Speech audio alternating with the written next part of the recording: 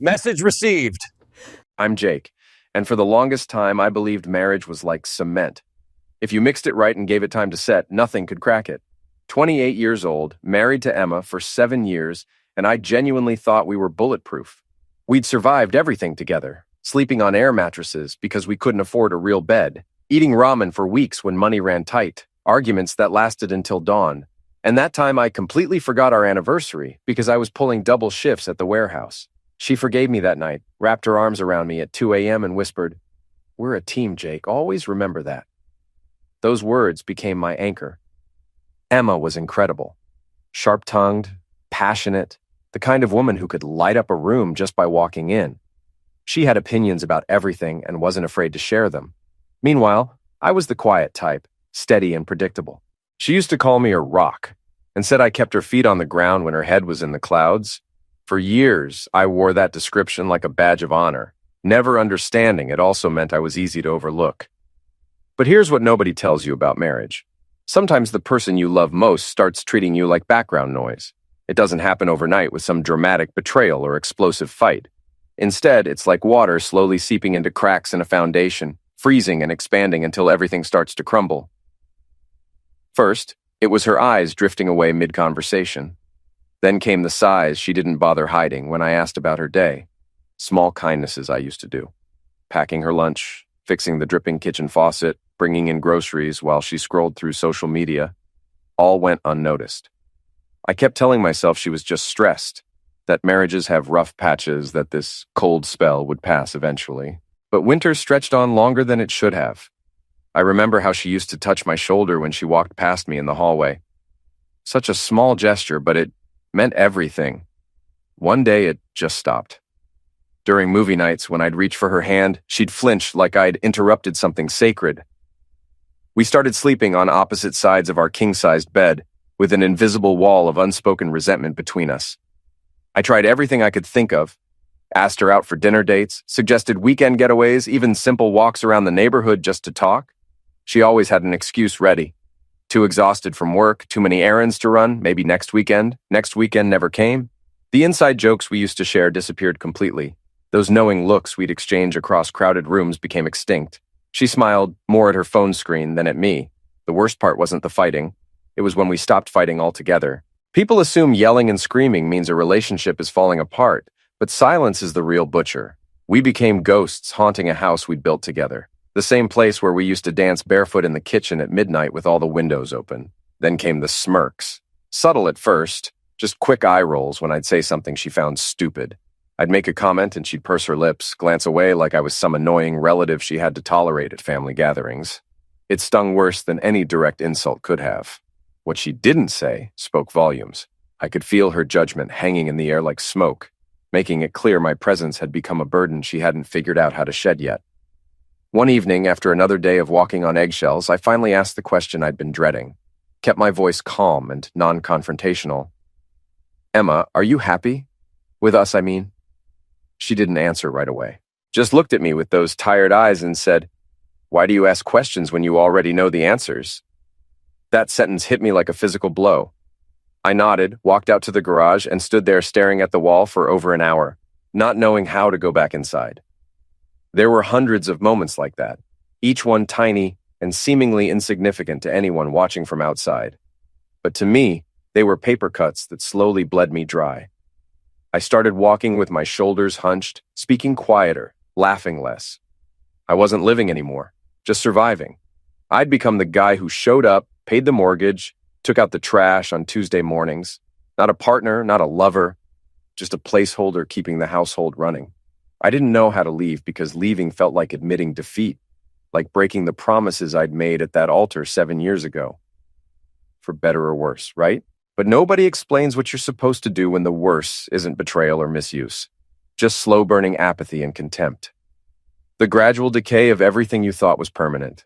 Then Emma's sister Victoria moved in after her messy divorce, and everything got 1,000 times worse.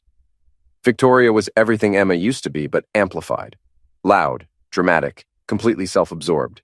She had no money for a deposit on her own place, no furniture, no timeline for leaving.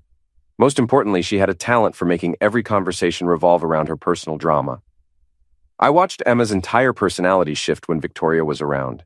More laughter, more animated conversations, more inside jokes that deliberately excluded me. In the mornings, I'd pour coffee for Emma and myself, but somehow Victoria got hers first, with whipped cream and cinnamon sprinkles. Mine arrived lukewarm, a small signal that I'd dropped another rung on the priority ladder. Victoria took over my home office for her creative projects and yoga sessions. Her laundry covered our bathroom floor. Her music blasted through the walls until midnight. Her friends showed up unannounced for impromptu wine tastings in our living room. I felt like a stranger in my own house, tiptoeing around someone else's life while my own space disappeared piece by piece. One afternoon, I decided to surprise Emma with takeout from her favorite Thai place. I'd been planning it all day, imagining her face lighting up, maybe getting a genuine smile for the first time in weeks. Instead, I walked in to find Victoria teaching Emma how to decorate cupcakes, flour in both their hair, laughing about some romantic comedy I'd never heard of. They paused when I entered, acknowledged me with polite nods, then went right back to their bonding session.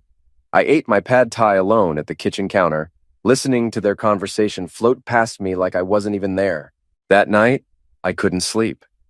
I walked from room to room, searching for some trace of the home Emma and I had created together. But the house reflected what had already happened. I'd become an extra in my own life, watching from the sidelines as my marriage dissolved in real time. Everything came to a head at Emma's family barbecue 3 months later.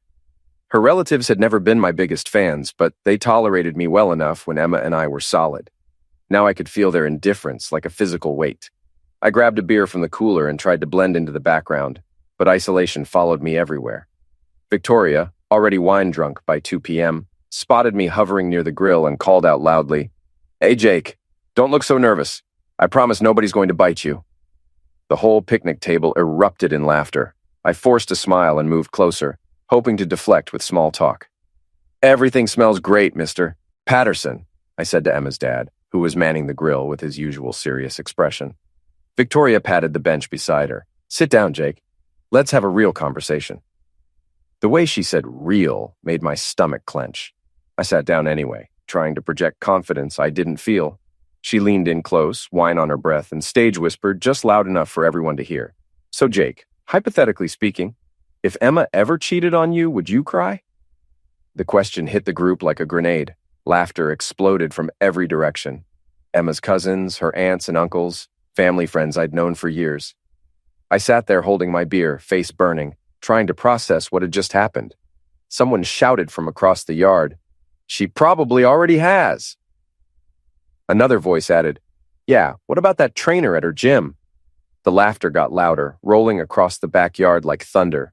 I looked toward Emma, hoping for some sign she'd shut this down, defend me, do anything to stop the humiliation. She was sitting in a lawn chair with a glass of white wine, and for just a moment, I saw a small smirk play across her lips. Not embarrassment for my sake, not anger at Victoria's cruelty, amusement. Like this was exactly the entertainment she'd been waiting for. Then Emma spoke up, her voice carrying clearly across the yard. "Well, it's not like he's exactly setting any records in bed anyway." The laughter reached a crescendo, people literally doubling over, wiping tears from their eyes. I felt something cold and sharp slide through my chest, replacing the heat of embarrassment with something much worse. I stood up slowly, set my beer on the picnic table, and looked around at all these people I'd considered family for 7 years. They were having the time of their lives at my expense, treating me like their personal punching bag. Emma's father was chuckling behind the grill. Her mother was covering her mouth, trying to stifle giggles. Victoria looked absolutely delighted with herself. "Message received," I said quietly, but somehow everyone heard me. The laughter died instantly. I met each of their eyes one by one, letting the weight of those 2 words settle over the group. Victoria's grin froze on her face. Emma's smirk disappeared entirely. For about 10 seconds, the only sound was meat sizzling on the grill. I walked toward the side gate, each step deliberate and calm. Emma's mother called out behind me, "Jake, honey, where are you going?" I paused with my hand on the latch and looked back. "Thank you for the hospitality, Mrs. Patterson. Please enjoy the rest of your afternoon." Then I stepped through and kept walking, leaving behind the nervous laughter and awkward silence that had replaced their cruel amusement. I walked 6 blocks to where I'd parked my car. my mind completely clear for the first time in months. They'd shown me exactly what I meant to them, and I'd finally heard the message loud and clear. I wasn't family. I wasn't even a friend. I was their entertainment, their punching bag, their convenient target whenever they needed someone to mock. That night, while Emma was still at her parents' house, probably rehashing every hilarious moment of my public humiliation, I made a decision that had been building for months. I wasn't going to stick around for the sequel. I woke up at 4:30 a.m. with crystal clear purpose flowing through my veins. I moved through the house like a ghost, packing 2 large duffel bags with everything I actually needed: clothes, laptop, important documents, the emergency cash I'd been saving without telling Emma. I left a simple note on the kitchen counter. Hope the joke was worth it. Underneath, I placed the divorce papers I'd had prepared weeks earlier when I finally accepted our marriage was already dead. By 5:15, I was backing out of our driveway for the last time. I drove east toward the mountains, following back roads I'd mapped out during sleepless nights, heading for a cabin I'd rented online using a fake name and prepaid cards. The place was owned by an old guy named Frank, who advertised privacy guaranteed, no questions asked. It felt like destiny. The cabin sat in the middle of nowhere, surrounded by pine trees and absolute silence. No neighbors, no cell towers, no Wi-Fi, just me and 40 acres of forest. For the first time in years, I could breathe without feeling someone's judgment pressing down on my chest.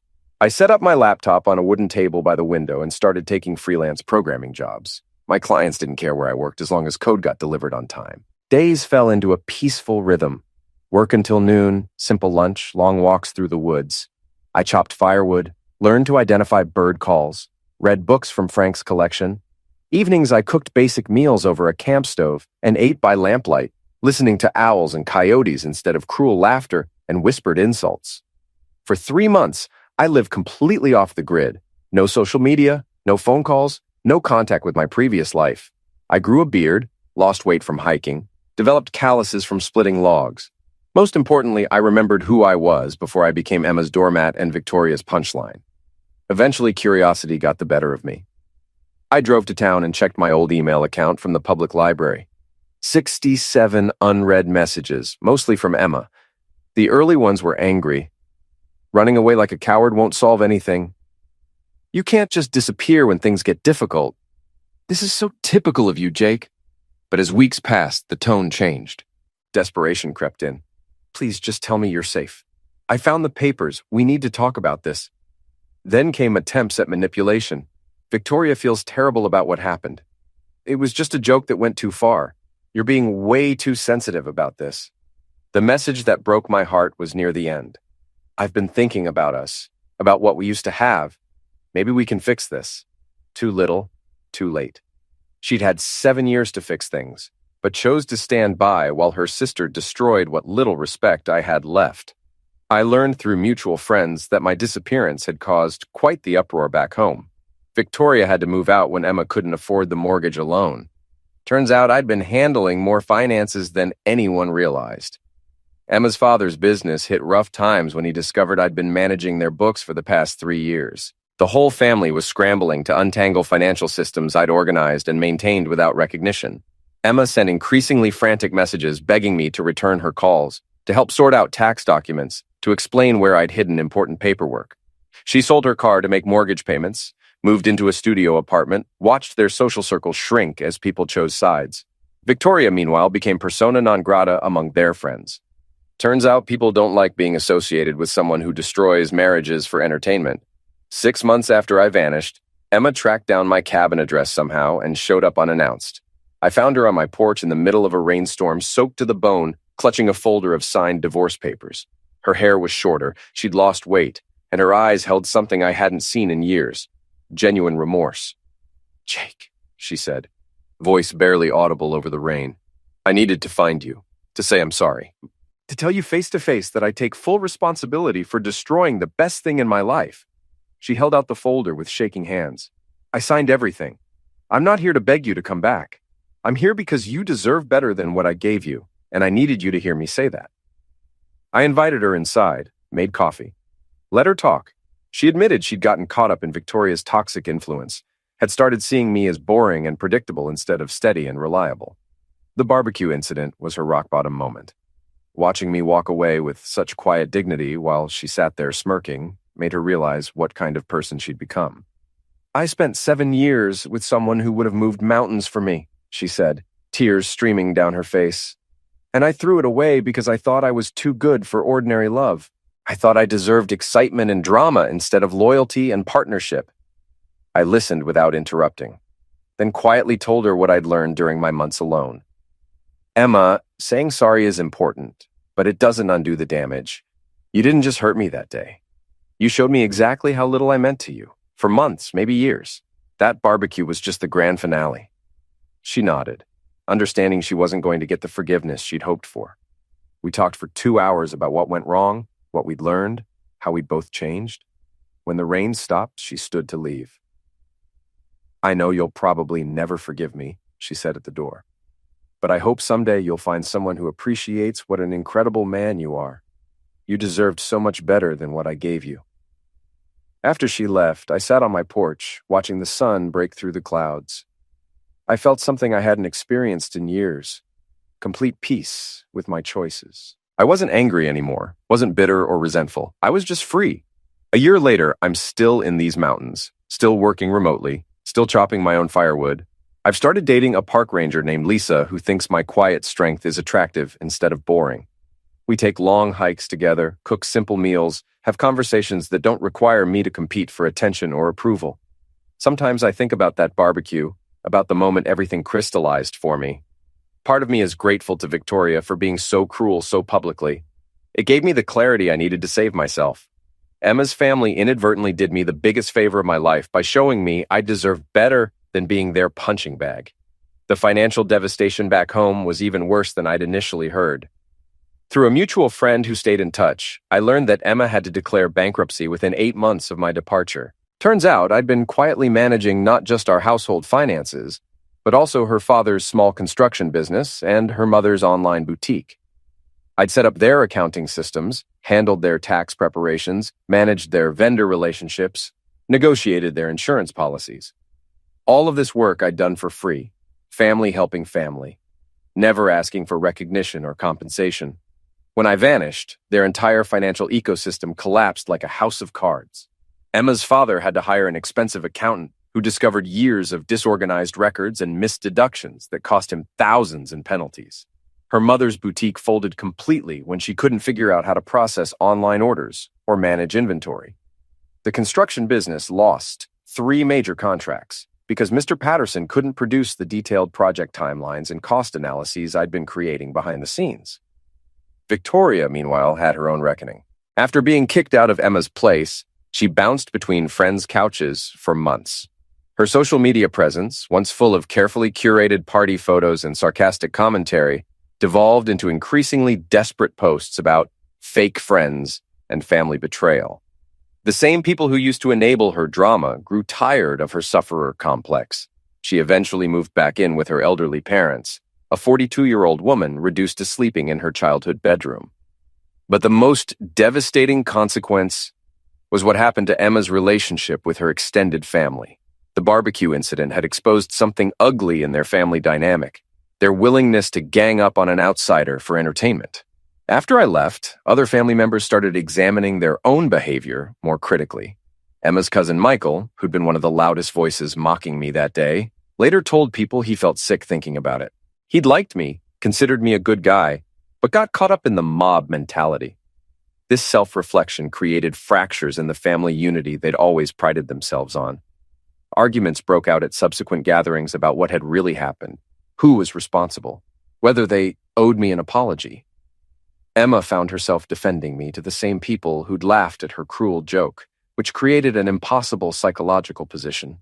She couldn't admit their behavior was wrong without acknowledging her own culpability, but she couldn't defend their actions without accepting that she'd married into a family of bullies. The guilt ate at her in ways I only learned about much later. She developed insomnia, lost 15 pounds, started seeing a therapist who helped her understand how she'd been emotionally abusing me through neglect and contempt. The therapist apparently told her that watching someone you claim to love get humiliated without intervening is a form of psychological cruelty. Emma had never thought of herself as cruel before, thoughtless maybe, selfish occasionally, but not deliberately harmful. When we talked at the cabin, she said something I'll never forget. I used to think I was the sufferer in our marriage because I felt bored and overlooked. But now I see I was the hunter. I chipped away at your spirit and told myself it was your fault for being too sensitive, too needy, too plain. I turned you into my emotional punching bag and then blamed you for not fighting back hard enough. She had also uncovered things I'd never told her. After I left, she went through old emails and files and found proof of how often I'd supported her quietly, never asking for thanks. Like the time I paid her student loan bill when she couldn't, but pretended the lender had made a mistake. Or how I'd been saving money each month to surprise her on our 10th anniversary. Or the job recommendations I wrote under her boss's name because I knew she wouldn't accept help if she knew it came from me. I thought you were just there, she admitted. Like wallpaper or a chair, always around, always steady, nothing I had to think about. I never saw how much you were actually doing to keep our lives together, or how much you gave up to keep me happy. Instead of being grateful, I resented you because you made it all look easy. That talk also brought something else to light. Emma had been living with depression for years, but refused to admit it or get help. The irritability, the coldness, the cruel words, those weren't just flaws. They were symptoms. And the way she coped was by dumping her pain on the safest person she had, me. The one who loved her no matter what and would take the blows without walking away. I know that doesn't excuse what I did, she said. But I want you to understand I was drowning. Instead of asking for help, I tried to drag you under with me. I didn't plan it, but that doesn't make it less damaging. You deserved someone who lifted you up, not someone who used you to carry all their pain. After she walked out that day, I spent weeks trying to make sense of everything she had said. Part of me felt justified. At last, someone had admitted what I had gone through was real. But another part of me felt sorrow for both of us. We were stuck in a loop. Her untreated struggles weighed down the relationship, and my habit of avoiding conflict let the damage go on and on. I never learned if Emma really had an affair with her trainer, and I realized it didn't matter. The betrayal was already clear. She let her family mock me, even joined in, and cared more about keeping her sister entertained than protecting my dignity. That told me everything about where I stood in her life. Now, when people ask about the divorce, I keep it simple. We drifted apart, wanted different things, and split as friends. No need to spill the messy details or chase revenge. The best payback is living well, and I'm finally doing that. Emma's burden is knowing she ruined something lasting for something shallow, and that's hers to live with. Lisa, my girlfriend who works as a park ranger, knows the whole story. She listened without judging, asked smart questions, and helped me work through the anger and pain I'd been holding on to. She said something that opened my eyes. You weren't just married to Emma, you were married to her whole toxic family. Leaving her meant leaving all of them too. She was right. I wasn't just Jake, the husband. I was Jake, the family accountant. Jake, the punching bag. Jake, the workhorse they could dump on. My whole sense of self had been swallowed by their dysfunction. No wonder I felt lost for so long before I found the courage to walk away. I kept the cabin, by the way. Bought it from Frank when he retired to Arizona. It's my permanent home now, a safe space where no one can mock me or treat me like a joke. Here, the only opinion that counts is mine. And the only approval I need is from the face I see in the mirror each morning. The place has turned into a retreat for me and Lisa. We host our co-workers for camping trips, share dinners with friends who value kind talk instead of cruel jokes. I've learned to trust my gut again, to notice warning signs early and step away from people who don't bring peace into my life. Sometimes I think back to that barbecue, the moment everything became clear. Oddly, I'm thankful Victoria was so harsh in front of everyone. It gave me the push I needed to save myself from years of slow, quiet misery. In a strange way, Emma's family gave me the greatest gift. They showed me I was worth more than being their target. Looking back, I see how I allowed their behavior by never setting limits, never calling them out, never asking for the same respect I gave them. I confused being useful with being valued. I thought their tolerance meant acceptance, when in truth it was just convenience. So that's my story. A family barbecue turned into the spark for the best choice I ever made. Sometimes the worst day of your life leads straight into the first day of your real life.